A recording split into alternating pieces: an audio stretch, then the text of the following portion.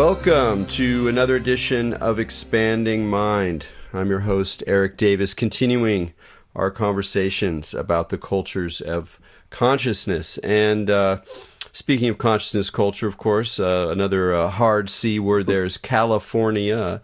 And as a Californian and a longtime student and a devotee of the state, I've had many wonderful encounters, almost always at some distance, with the various characters, artists, magicians, mystics, entrepreneurial whack jobs that have made up the very colorful character of this state. But a few have made as great a mark on me as the long deceased now artist Wallace Berman. And I remember very directly when I first discovered Berman's work and who told me. It was the great Mike McGonigal, who we had on the show many, many years ago, back in the terrible audio days. So only dig into the archive if you're ready for some crackles and low bandwidth effects. But Mike has always been a hipper guy than me, and one where I've just embraced it. I'm glad he's there. I don't feel competitive with him. He's always turned me on to amazing stuff. He did zines back in the day and put out records, and he was part of the publisher that put out my last book, Nomad Codes. He did Yeti Publishing, and of course the great zine Chemical Imbalance back in the day. Anyway, he told me about two of these characters, Bruce Conner and Wallace Berman. And Wallace Berman, probably a lot of you haven't heard of, and maybe you've just heard his name. If you're in front of a computer, you might as well just go onto Google Images and check out some of the work. In my mind, there's sort of three main clusters worth thinking about. One are these Verifax collages he did with this early kind of Xerox machine that combined a sort of McLuhan-esque sense of the media explosion of the 1960s with just a series of images that somehow managed to speak to the spirit and to culture and to comedy and to the human reality. They're both intimate and very much of that kind of early remix culture, we might call it now, that came out of the assemblage movement and the love of collage and juxtaposition that so much characterizes at least a lot of my favorite elements of California kind of post-war beatnik hippie art. Along those lines, Berman also put out the remarkable collection or series of publications essentially called Semina, which are basically early mail art experiments, using, again, sort of a collage aesthetic of quotations and elements and photographs and things that would be put together into different ways and distributed almost entirely for free to a small network of friends. It was occasionally sold and, of course, extraordinarily valuable today. And there are some books that collect the Semina images, and you just by looking at it, you get a sense not only of how these various undergrounds of European avant-garde and beatnik experience and drugs and mysteries sort of like percolated through the underground, but also, and this is much more central, I think, to Berman's work, and in a way makes him always invisible or hard to get a hold of, is that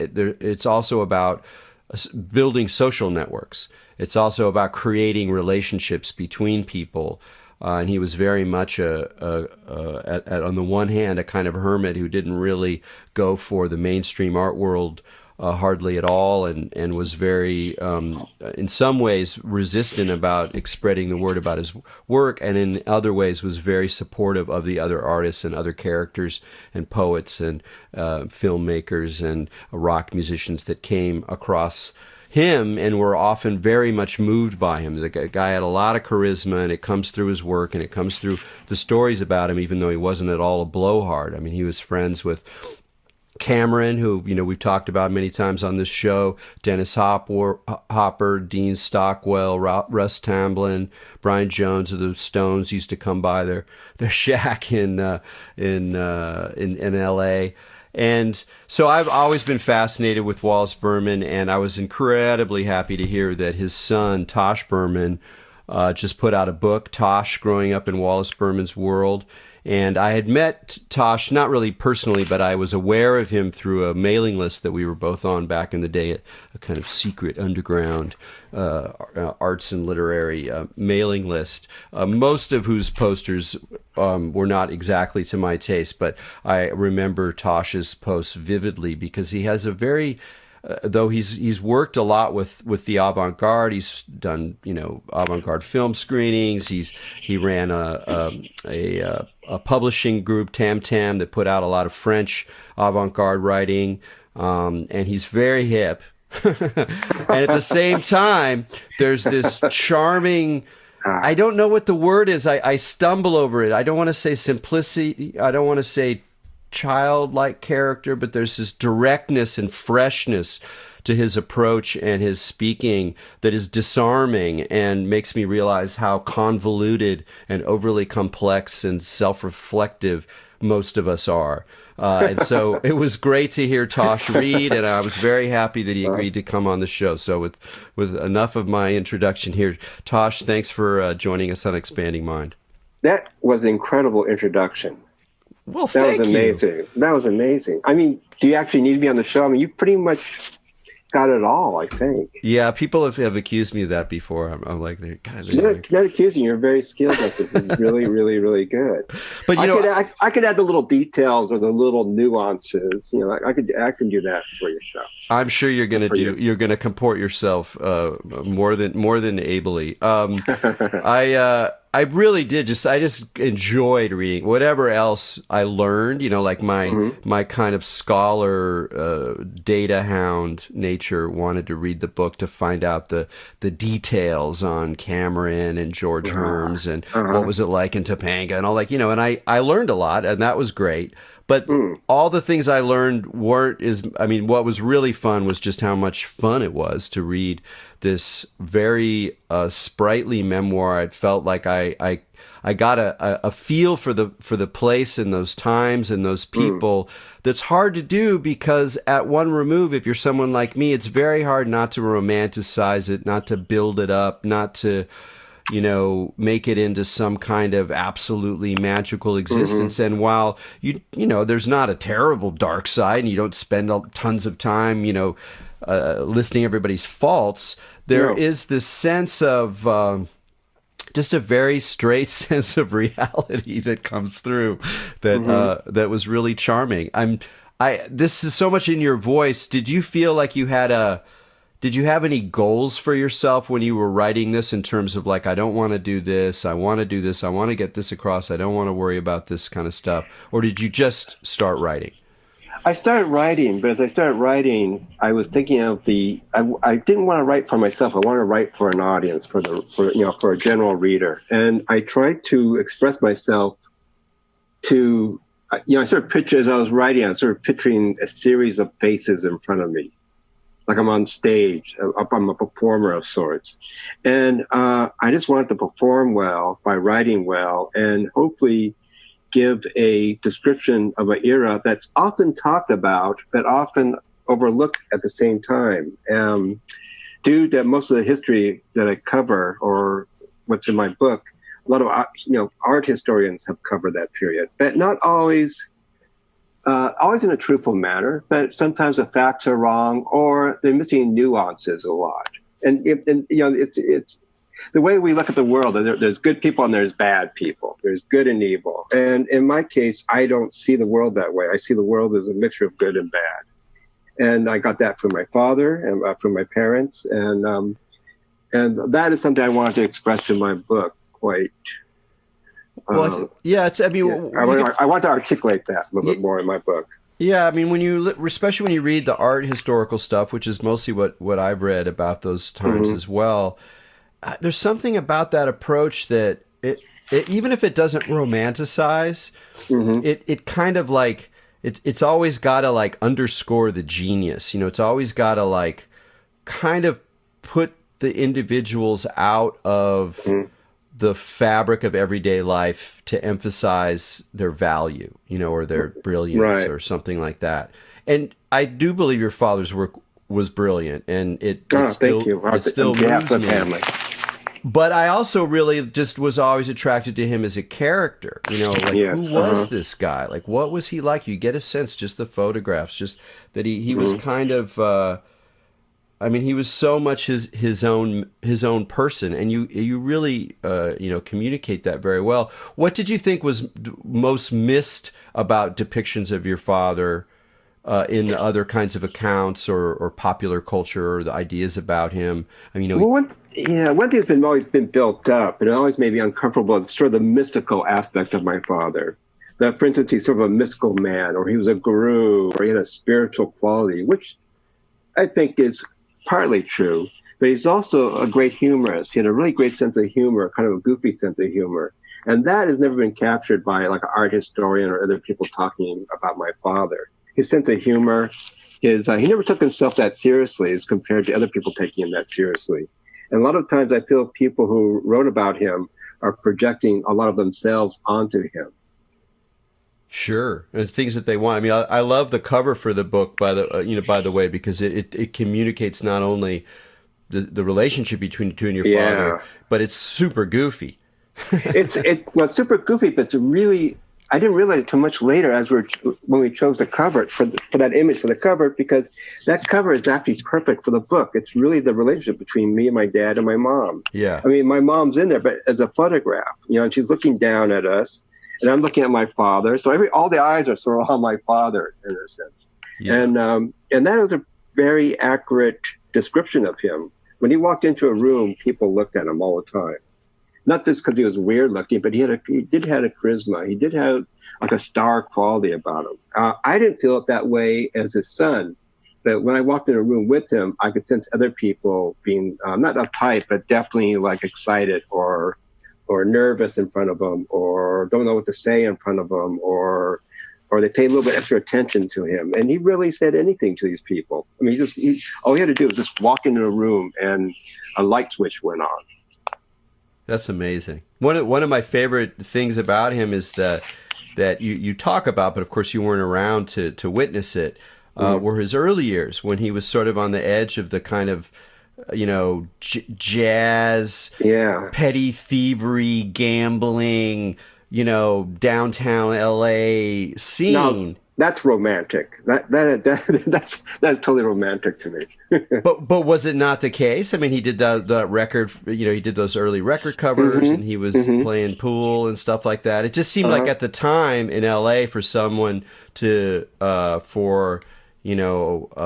white guy. To go into that kind of situation definitely showed that he was not only curious about whatever you want to say, other things, other worlds, other forms of art, but that he had the ability to carry himself well into those situations. He was quite brilliant in handling himself in probably a lot of different situations or social things. He was a good hustler.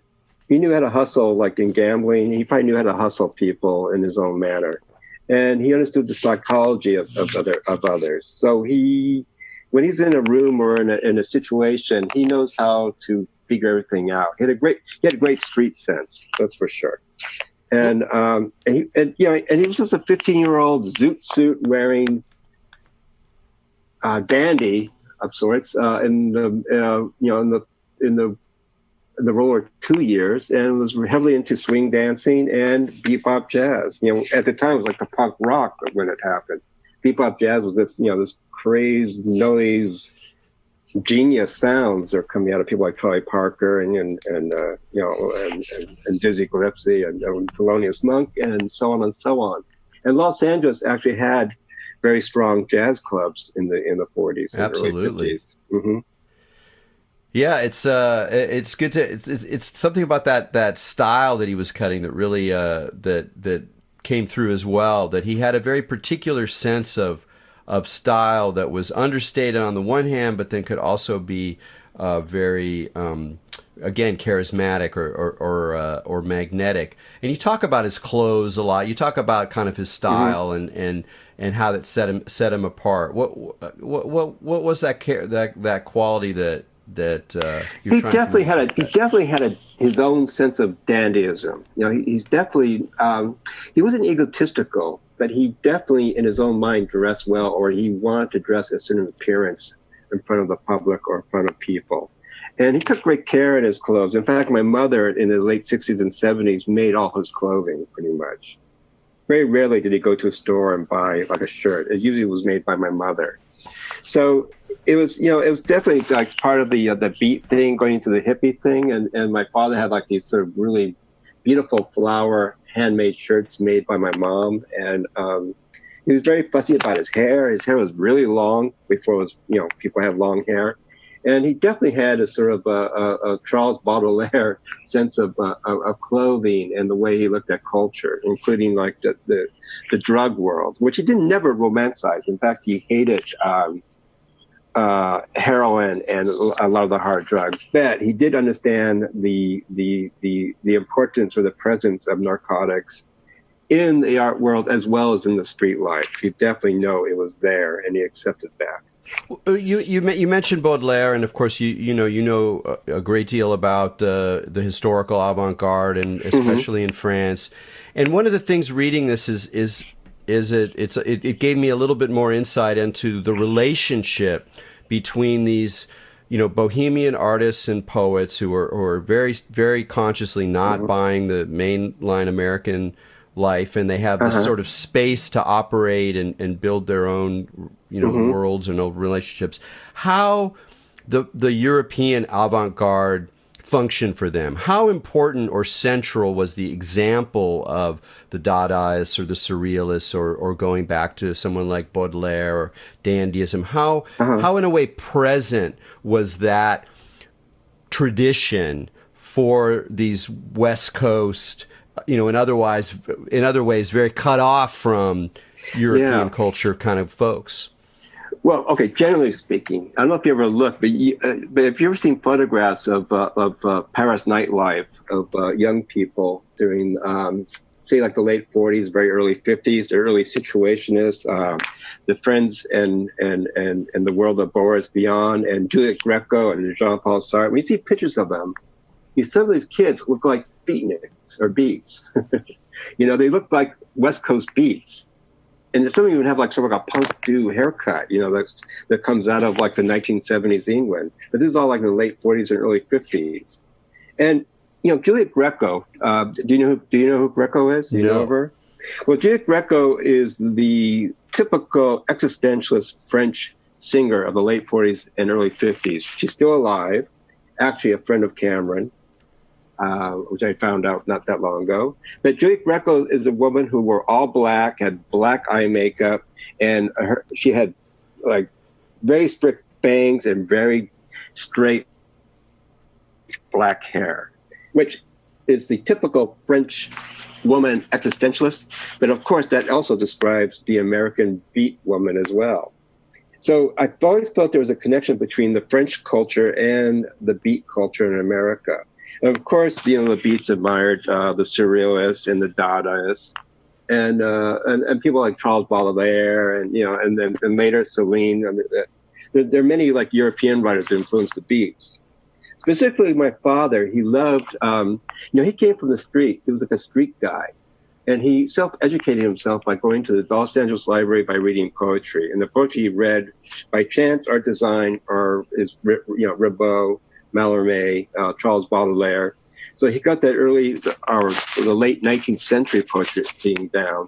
But he also was aware of their lives. And then Rimbaud is obviously a fascinating character. And, if anybody's a prototype beat character, that would be Arthur Rimbaud. But anyway, I believe there's always a bridge or some type of connection between cultures. And I think the Beats had a strong sensibility of the French existentialists or the Boris Vian era of the French culture at the time. And French culture or the French existentialists loved American bebop jazz music. They loved American culture. So there is that bridge between those two cultures. I mean, one of the things I liked about Semina and also about, collage in general, which again is such an important part of this sort of era, and many artists and also poets were kind of bringing in selections of other things and kind of juxtaposing bits and pieces is that it also lets you feel the influences around people more directly, and you find this in Semina with the quotations from Artaud and all sorts of characters, and the images in the Verifax collages as well, where you get the sense of your father, picking and choosing little resonant chunks of the reality around him and making his work out of that, rather than saying, I am going to create something entirely new. That sort of classic mode is not part of the scene, really. Not part of his scene. Yeah. I think he saw himself as one of the many people carrying the seed. Semina is in Latin means seed, or it could also mean like semen or sperm. So it's a way of spreading the seed or the sperm that new humans, of course, come up, but also new ideas. So my father didn't see himself as the person, the artist, but artist among other artists. And that's the way I believe he saw himself as an artist.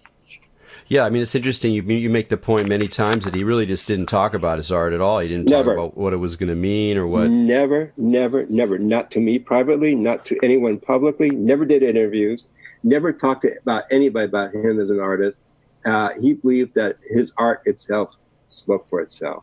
He's truly art for art's sake person. He truly believed that his work speaks for himself, and therefore there's no need for him to verbalize about his art, which I actually agree with. If you do art, like a visual thing, why do you have to use to verbalize something that you do visually? Why do you have to verbally describe it?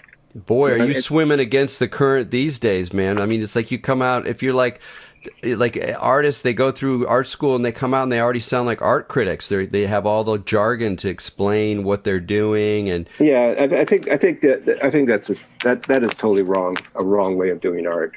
I think it's wrong.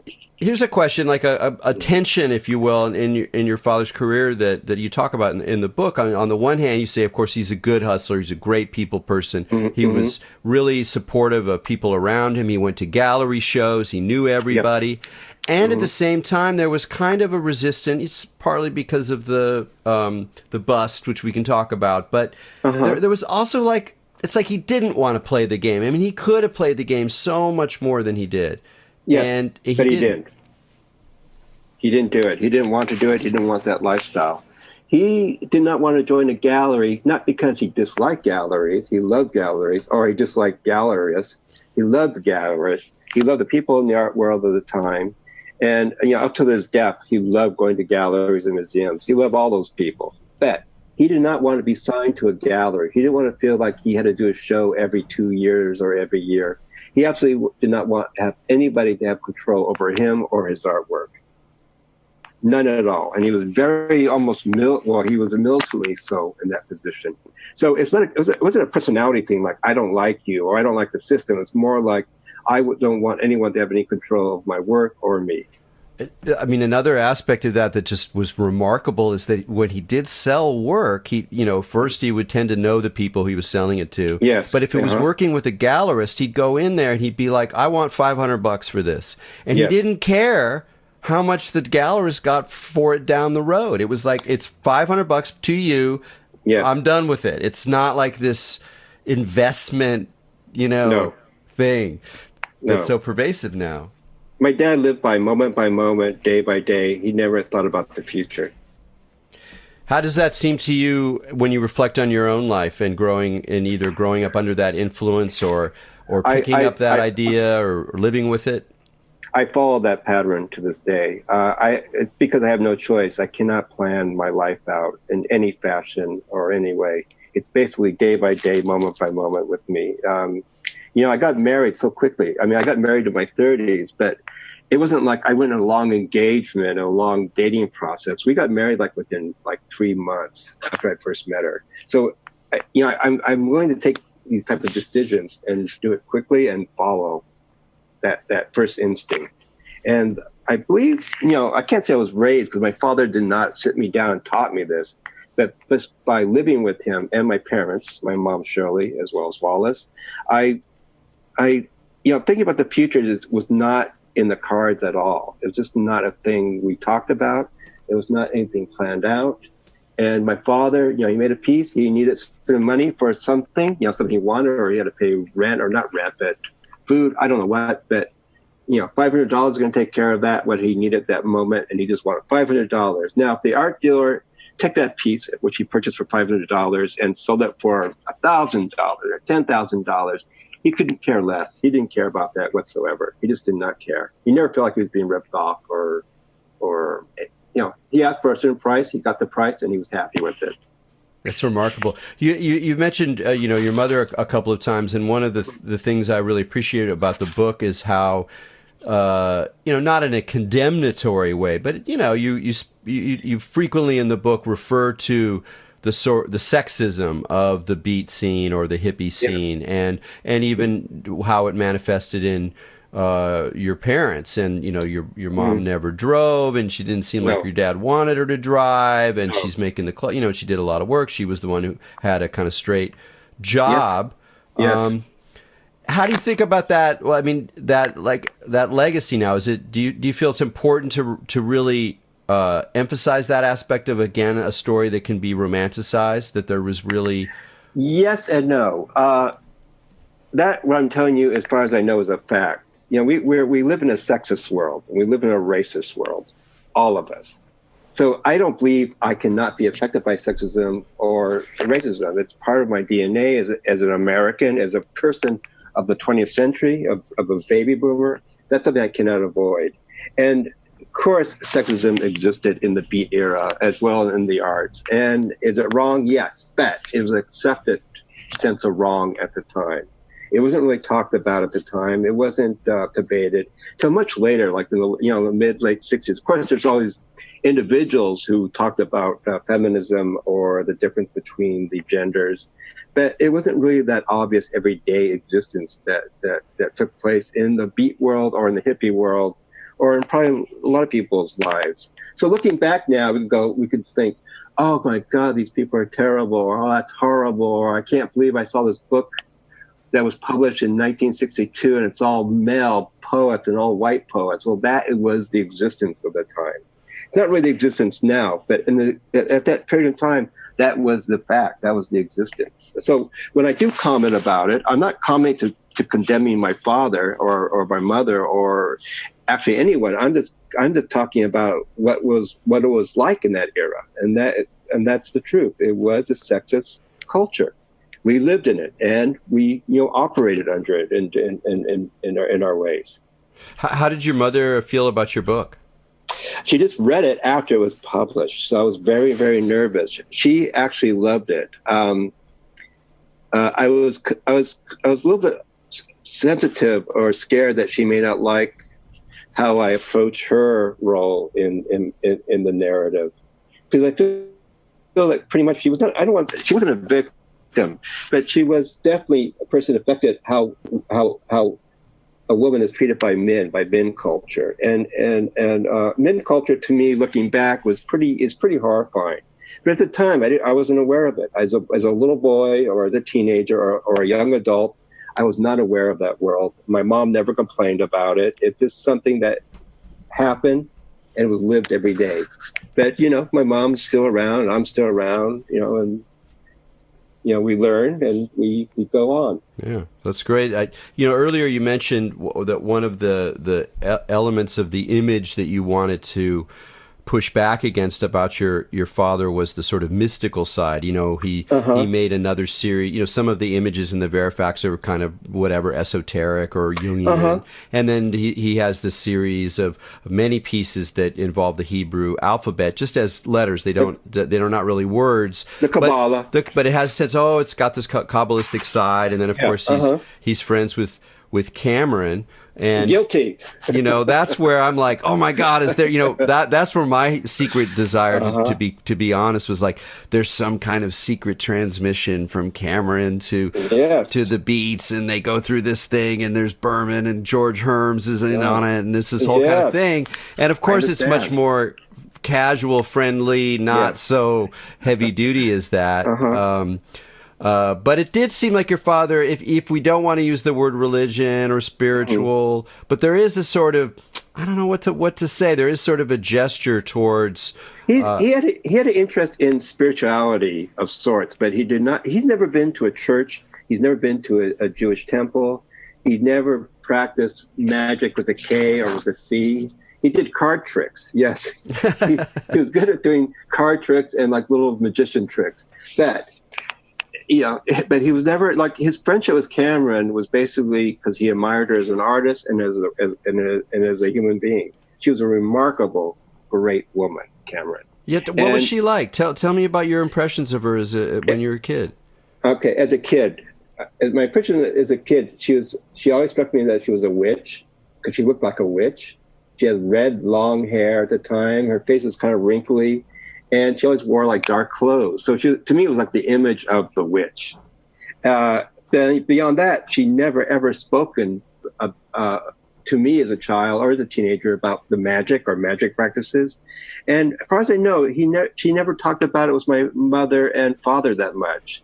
Cameron was very good at keeping, she had a lot of friends, and she was very good at keeping friends separated from other friends, not for secret reasons but mostly just because she had a large social circle that she could develop interest with my father and mother, like about art, like about doing art, about, drinking wine and listening to music.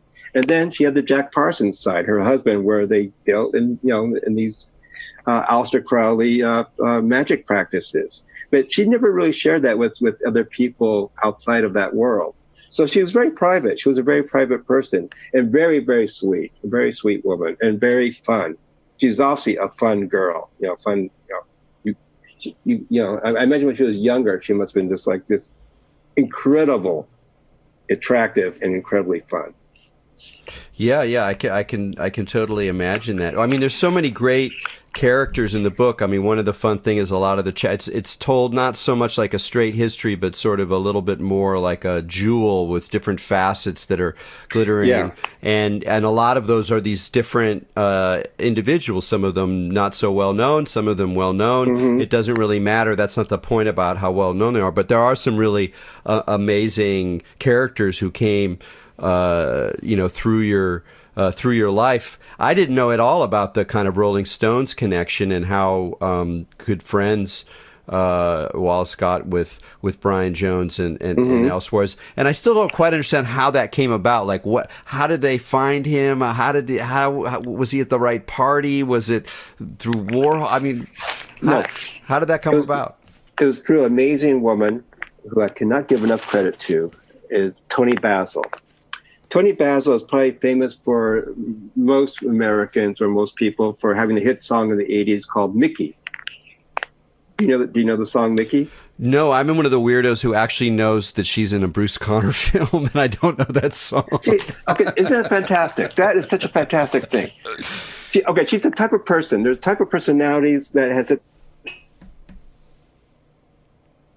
fans or listeners or art people appreciate art only know that fact. We know that she's in the Bruce Conner film, right? Breakaway. But in the 80s, she had this huge worldwide hit called Mickey, and Mickey was a huge, huge hit. You can look up on YouTube. It's like there's a lot of videos of it. Great. And Toni was at the time was a choreographer and a go-go dancer, and she worked in Hollywood. She did a lot of all those beach blanket bingo tea party rock and roll movies. Like she performed behind Elvis Presley, like doing The Clam or something like that, or Viva Las Vegas. And then she worked on American music shows like Shindig and Habaloo, where she was one of the go-go dancers, but then started choreographing dances. She was the girlfriend of Dean Stockwell, who was my dad's best friend at the time. And Toni had a connection with the Dean's world, my dad's world, as well as in the world of music and in the movie world. And she was a choreographer or co-choreographer of a show called The Tammy Show, Tami show. And it was like the first rock and roll variety film concert show. And Toni invited me and my dad to come to the dress rehearsal for The Tammy Show, where there were artists like James Brown, the Supremes, the Beach Boys, and of course the Rolling Stones. So I met Mick Jagger and Brian at the dress rehearsal that day. And Brian and my father really took off on this friendship thing. They became really, really good friends. And I think because Brian has a deep interest in different cultures and different people outside of the Rolling Stone world. And for my dad, Brian was a musician and was very open to other possibilities, other worlds. And they just really hit it off. They never actually sat around and talked about the Rolling Stones, for instance. They talk about music. They played records. They had record parties at our house. And Brian was just a really, really sweet, really nice guy. I'm saying that to emphasize that because he also has this reputation of being sort of a mean bastard. But I never, ever seen that side of him at all. He's always been this like really super kid friendly. He really likes kids. He really liked me as a kid. And just really, he was just amazing. He looked like, he's the first person I met who I've heard of beforehand. And when I first saw him, second time I saw him, when he came to our house, he looked exactly like the same guy who came off the album cover of a Rolling Stones album cover. Usually when you see famous people, they have a pimple, their nose is small, or they're too big ears. But Brian Jones looked like Brian Jones, quote unquote. And I was so impressed with that. I couldn't believe somebody could look like that, who also looked like that exactly on the album cover. So it was amazing to me.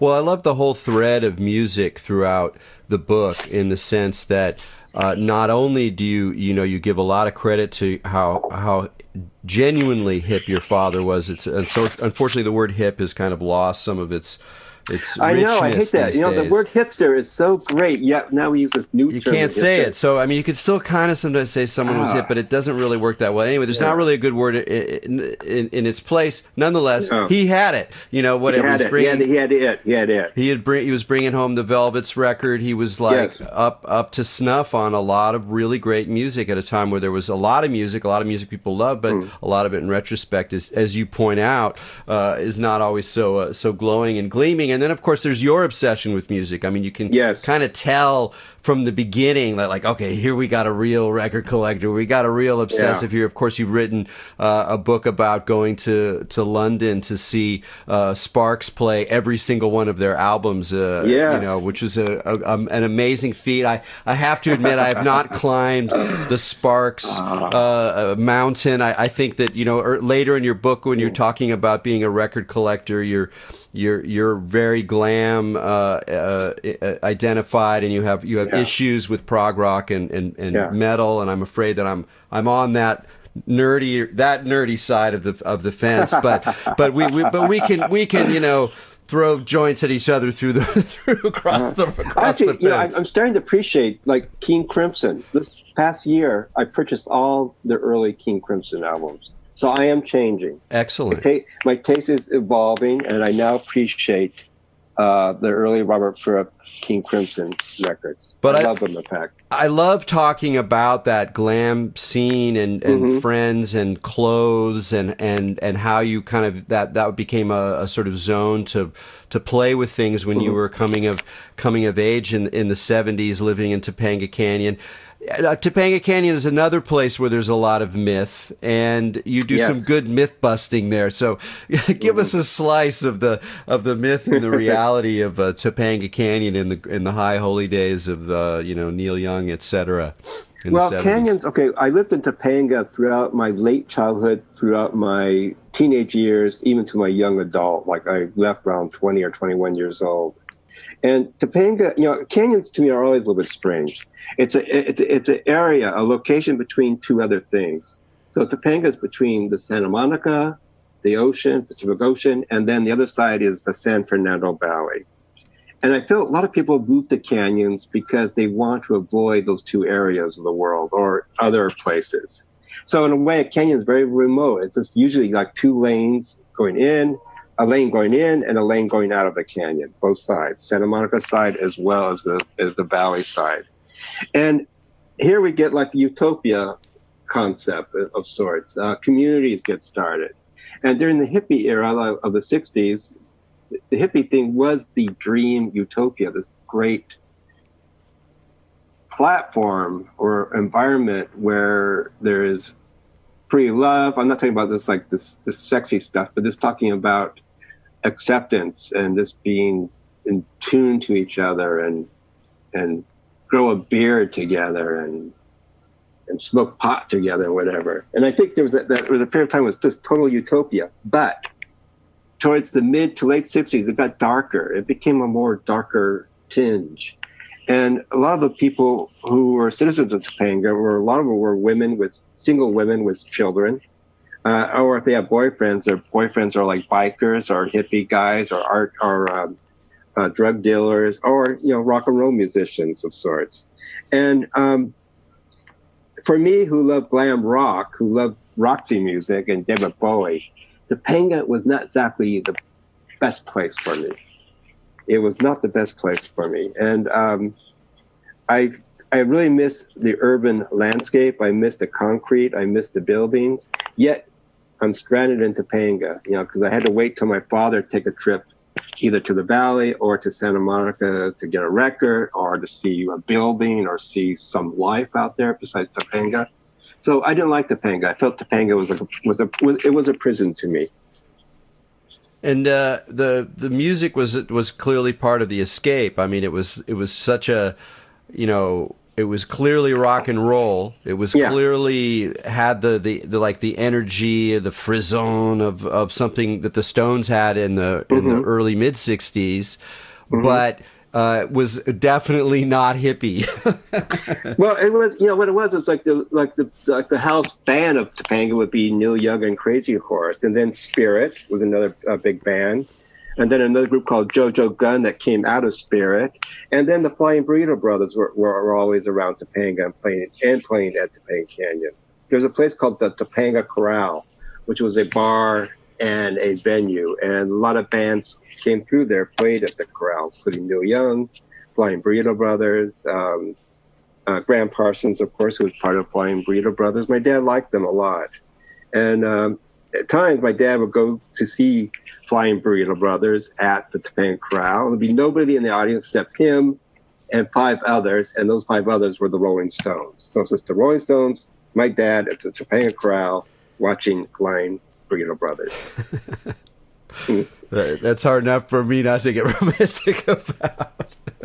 I'm telling you, it was boring. I had to set you up for that. It's so boring. Rodney's, on the other hand, sounded like a lot of fun. Now, tell me, that was a wonderful slice. I had heard tell of the club because I like this, California history, cultural history stuff. But tell me about. I want to hear a little more about Rodney's. Well, Rodney Bingheimer is a Los Angeles DJ. He still is. I'm not sure if he's known nationally or internationally, but Rodney at the time was I want to say that he was a male groupie, but in the sense that he hung out with music artists to help promote them. He was sort of an A&R person for various record labels, or he actually worked for musicians. And Rodney was one of those guys who came to Los Angeles and loved the pop music world. And in the 70s, he started a club called Rodney Bingheimer's English Disco, which at the time meant he was going to play singles by David Bowie and early Mata Hoople and Roxy music and all those glam rock people like Suzi Quatro and Mud and Slade and The Sweet and bands of that sort. And it's the only place you can actually hear this music in a public setting was at Rodney's. And Rodney's a very interesting place because it attracted musicians. People like Led Zeppelin went there, Bowie went there. I think even Elvis Presley went there once. But it also has sort of a dark sexual side where it's very, very young girls went there. And they were the classic groupies. It was the era of the groupie era of the 60s and 70s. And the girls were really young. They're like 15, 16 years old. And definitely older men were there. And I never thought anything was strange about that because it was quite normal at the time. And it's only when you look back at it like 40 years later going, maybe that was a little strange. but at the time, it didn't dawn on me whatsoever. And I had a lot of girlfriends or friends who were girls who participated in the scene and went out with musicians who were way older than they were. So it was definitely the social framework at the time. You know, one of the things about music, also in the book that I thought about at the end, when you tell the sort of the tragic ending of your father's life, when he gets in a car accident with one of these dirtbag stoner hippies in Topanga, who was at fault, and then we lose this awesome guy, and you lose this awesome guy. But was also that it was just at the beginning of the punk era, and just like Bruce Conner, punk rock just revitalized that guy. I mean, he was always vital, Bruce Conner, but he loved that stuff, and he became a photographer in the scene, and went to shows religiously, and his photographs are amazing. And I think about because you've already even mentioned the kind of punk quality of like the jazz scene and bebop or whatever, but that your father would have just loved that. Well, Bruce obviously lived longer, and Bruce actually participated in the punk rock San Francisco scene. Again, as I mentioned earlier, Toni Basil is, I think, partly responsible for that. She introduced Bruce to Devo for sure, and Bruce did the Devo film Mongoloid. Yeah. And that's all through the charms and the brilliance of Toni Basil.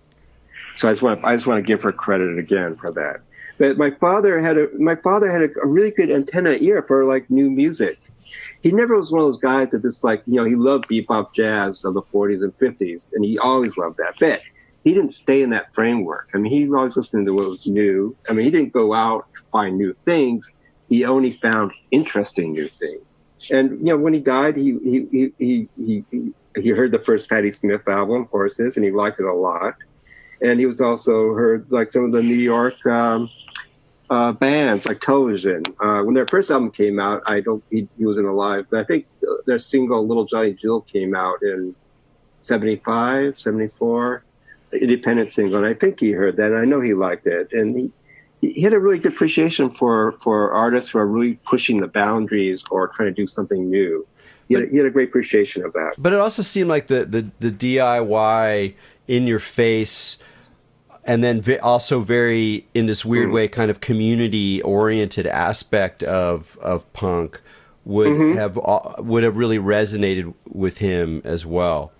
Well, I think so. And you come to think of it, Semina was like one of the first zines, not the first zine, but one of the first art zines. But what made it unusual is that my dad did not sell Semina. He gave it away to people he liked or to friends. You couldn't buy Semina at the time. If you had Semina, the only way you could have Semina is because you knew my father or my father had some type of admiration for that person. That's the only reason why they would have Semina in their hands.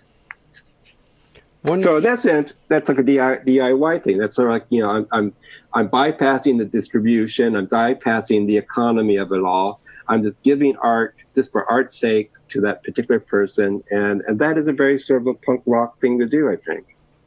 Absolutely. I mean, that sort of speaks to, in a way, you can also see that the sort of drive to rebel and turn away from the mainstream and create your own counter world has maybe more ferocity and tension in the punk era, because it was clear that it was going to be increasingly hard to do that. Right. And that brings me to my last kind of big question. When fast forward 30 years from that period, and we're like, it's really hard to imagine living that kind of life. And so the question I have for you is, without romanticizing it, you look back at Wallace and many of his friends, and it took, whatever you want to say, it took a lot of courage to just follow your own muse, to not play the game, to live on very little money, and not plan ahead, not think of the future. And again, without romanticizing it like he was some kind of, spiritually realized being, it took a lot to do that. But the space, the social space, the geographical space, the economic space even, that kind of allowed that to exist in places in California, in North Beach, in Topanga, and Beverly Glen, and a lot of other places in Venice, etc. That's gone, right? So, Yeah, the internet sort of took over. I think the internet is that space now. but can you? But do those value? Like when I look back at your father, I admire. In addition to the work, I admire what seem like values that motivated him. And he might not have even thought of them as values, but I see them as values, as sort of rules to live by or ways to live life in a way that I find incredibly admirable. And sometimes I go, it's actually really hard to imagine living by those values in our contemporary environment where the economy's totally changed and you can't make money and whatever, and the internet sort of changed the whole logic of subculture and everything's kind of da-da. And I don't know whether that's me being, I've been accused of being a little grumpy and old when I talk about the loss of subcultural possibility on this podcast. Well, but I'm curious how you feel about it. There's definitely a loss. I mean, there's been changes. I think what you're acknowledging is not being old and grumpy. You're acknowledging the changes in our culture and society.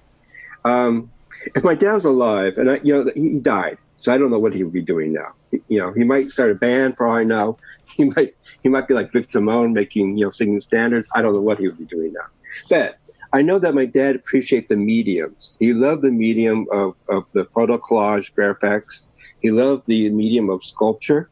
He loved the medium of painting or drawing. He loved the medium of music. And now when I'm emphasizing the word medium, he really appreciates that foundation or that structure, that whatever that medium is. So he knew the difference between making 8mm movies and making 16mm movies or 35mm movies. He knew the difference between making an 8mm film and a video. He knew you cannot do an 8mm film as a video. You could do a video as a video or 8mm as an 8mm, but you can't really.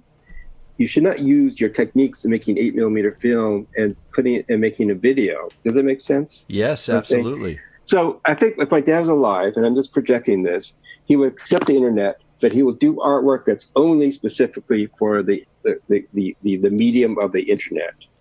He would do something that's just internet related and not meant to be printed out, not meant to be distributed other ways.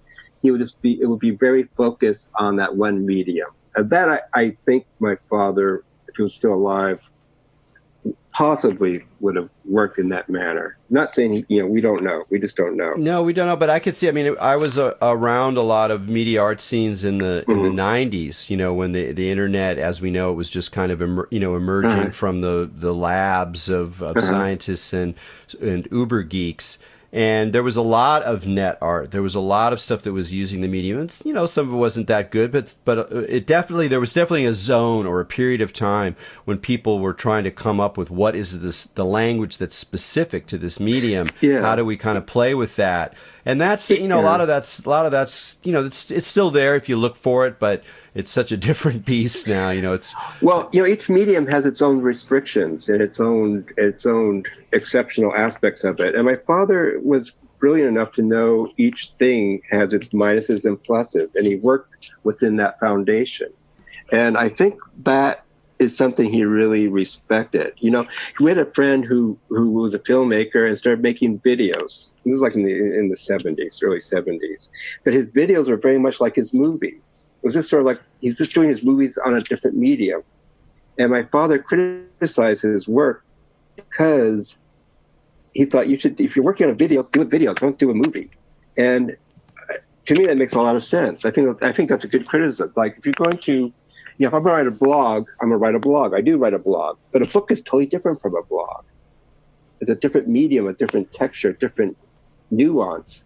So he realized, or he taught me the difference between a record, a cassette, a 8-track, a book, and it goes on in later life. I know the difference between a blog and a book and a projected 35mm film compared to a digital projection of a film.